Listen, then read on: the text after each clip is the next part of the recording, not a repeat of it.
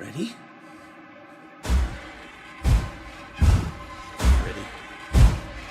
What are you doing?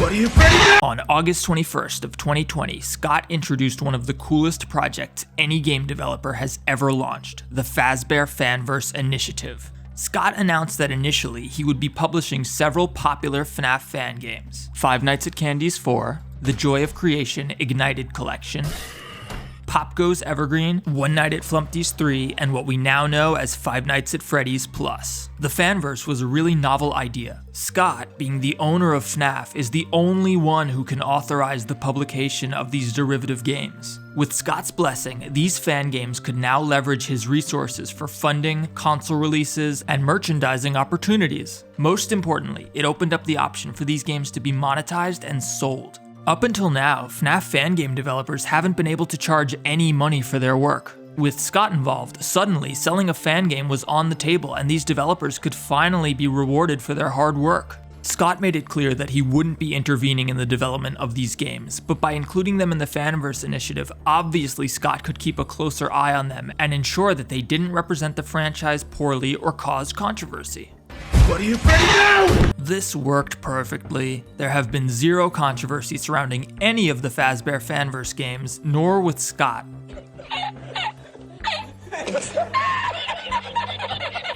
Just kidding, a bunch of shit went down. So much shit that yesterday a Polygon article was published detailing the tumultuous history of the Fanverse initiative. Okay, I'll be really quick, please subscribe, thanks. As game development becomes more accessible to the average person, fan games have seen a surge in popularity. Series like FNAF, Undertale, Mario, and many others all have communities dedicated to creating and playing standalone fan-made games derived from an existing property. Fan games are often able to utilize design, mechanics, and assets from their inspiration, eliminating many of the more substantial barriers that make game development so difficult. They tend to be smaller, more focused games, which allows for aspiring devs to experiment, release, collect feedback, and more rapidly reiterate on their ideas. This is an objectively good thing, and I don't think we should be criticizing anyone for devoting their own time and effort into creating cool stuff for us. Some fan game developers will go on to become professionals and release their own projects. Toby Fox started out making Earthbound ROM hacks before going on to create indie mega hit Undertale, one of the most successful indie games in history. Upon its initial success, the Five Nights at Freddy's series was ripe for fan game developers. Scott Cawthon produced the first FNAF game without any budget, and he needed to stretch the assets he made as far as he could. For example, the office is just a big JPEG file with a shader applied to it to make it curve off the edges of the screen. You can see a more pronounced version of this effect in a lot of other ClickTeam Fusion games. The animatronics have very limited animation, most of them just blink from room to room, the cameras temporarily blacking out during their transitions, with the exception being Foxy, who we do actually see moving through the halls. Analog video artifacts obscure the cameras, which helps mask lower resolution textures. For a good example of how far this technique can go, check out this behind the scenes shot from Baddington's FNAF VHS tape and compare it to the final version with post-processing included. The effects make it look so much better. To put it bluntly, FNAF 1 was a cheap game, but that's not a criticism at all. If anything, it's a testament to Scott's talent as a game designer. He was able to take a simple gameplay loop, a small number of art assets, and an incredibly strong concept and turn it into the massive franchise that FNAF is today.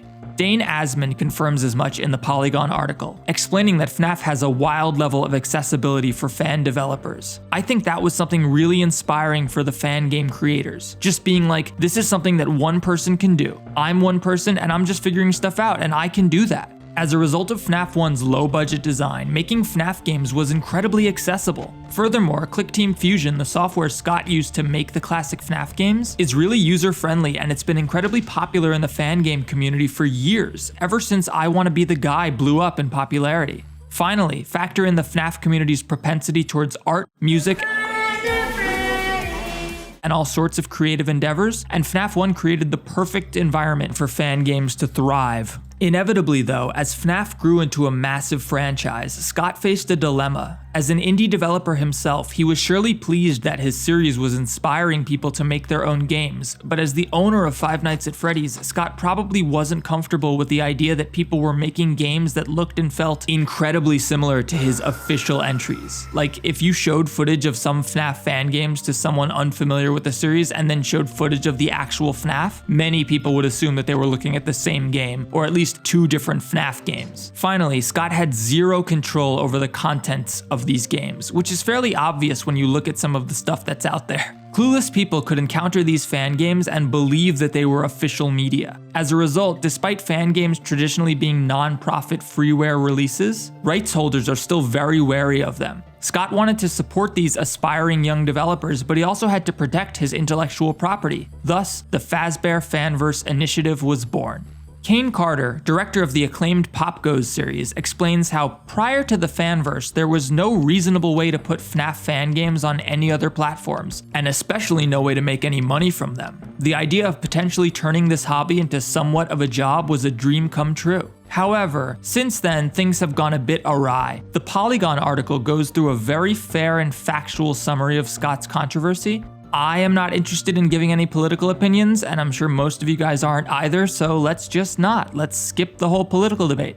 Phisnom's section regarding FNAF Plus is of particular interest. They describe how Scott initially hit FNAF Plus with some sort of cease and desist, requesting that the game be cancelled. However, Phisnom claims to have reached out to Scott, explained how FNAF Plus was dope as fuck, and that Scott should give him money to finish it, and then Scott did. That's pretty rad.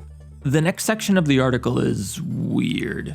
The author goes on to point out some of the difficulties or growing pains that the Fanverse initiative has experienced. These growing pains are very real.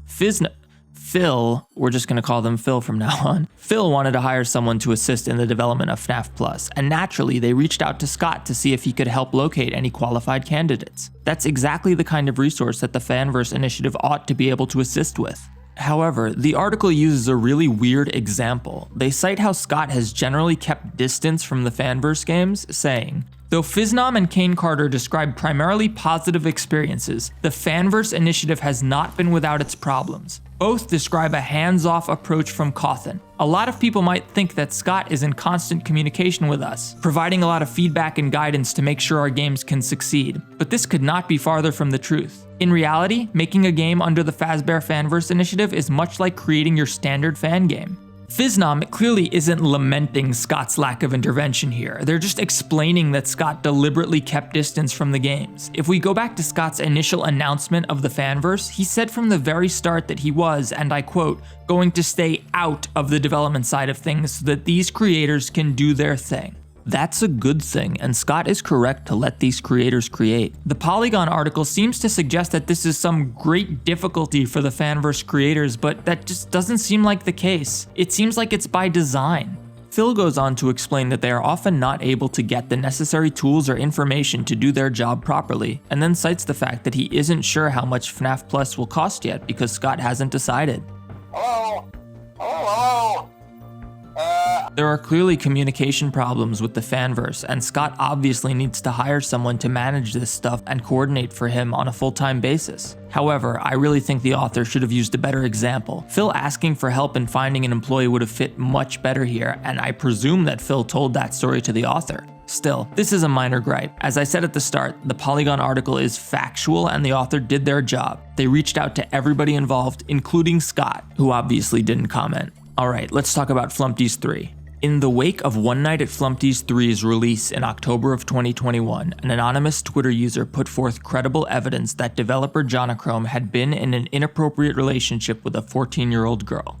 Once this news broke, Jonachrome did the only decent thing, which was to acknowledge that this was absolutely not okay, make an apology, and then go fuck off and get some help. To be fair, this is the correct course of action, and I hope he's able to work out his issues. Finally, the article goes into details about Phil's now legendary tweets. For those unaware, upon the launch of Security Breach, Phil released a very thorough statement, explaining that they had been unhappy with the direction that FNAF had been taking for quite some time, but that Security Breach's problems were essentially the straw that broke the camel's back. FNAF Plus is arguably the flagship title in the first round of Fanverse games, and it definitely causes waves when its developer comes out and says in no uncertain terms that he's no longer interested in the series. Of course, Phil is still finishing FNAF Plus. If anything, I suspect their disappointment with Security Breach is a good motivator to make FNAF Plus kick as much ass as humanly possible. So yeah, the article's factual. There's nothing in here that's just wrong or misleading or anything like that. It definitely puts a bit of a spin on the story, which is fine. It wouldn't be very exciting to read an article called Fazbear Fanverse operating smoothly, no issues, everything is perfect. The article does have me concerned though. Imagine you're Scott. You're already rich as fuck. You don't need anything. You don't need to do anything anymore. You start the Fanverse as a way to give back to the community and everyone loves it. Then one of the developers you selected leaves the community in disgrace when their scandal with an underage person is brought to light. And another developer you selected makes this huge essay trashing your franchise, as well as the latest game in the series. As a result, this Polygon article comes out. It brings back Scott's donation controversy again. It brings up the NFT controversy again. Let's be real, as exciting as the Fanverse has been for us fans and for the developers, the whole thing has probably been a fucking nightmare for Scott. This was supposed to be his way of giving back, his way of expanding the FNAF universe to be more inclusive, and giving fan game developers the means to earn money from their hard work.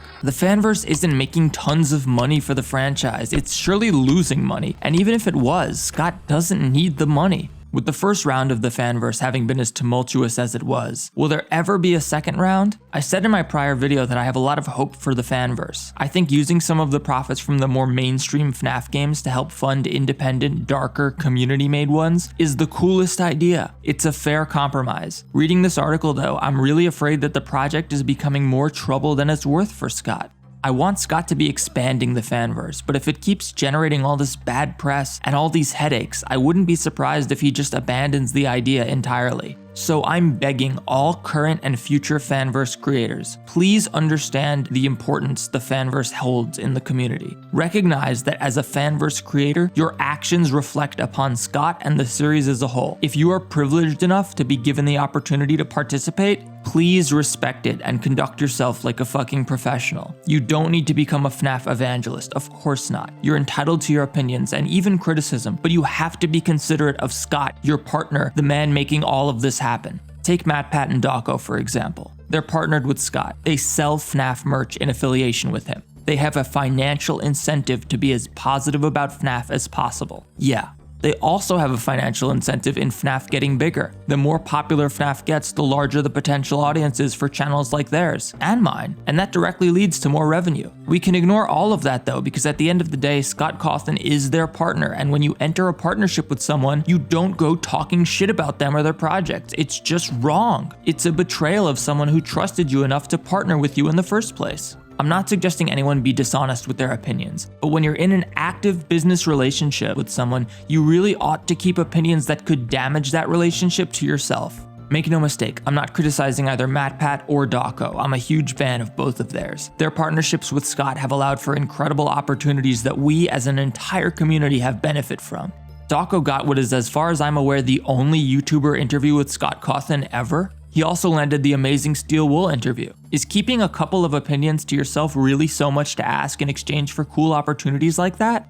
So in the future, if you're approached to participate in the Fanverse, please, for the sake of FNAF, don't rock the boat any more than it already has been. I'm really afraid that if things keep going the way they have been, he's just gonna decide it's more trouble than it's worth, and Scott will abandon the Fanverse. Scott is well known for listening to the community, and while a lot has happened since this comment was made and Scott technically retired, I don't believe he's gone. I believe he still has his ear to the community, and I believe he still cares a lot. Hey MatPat, let's do a collaboration on the new Polygon article about the Fazbear Fanverse initiative. Go fuck yourself, Theft King.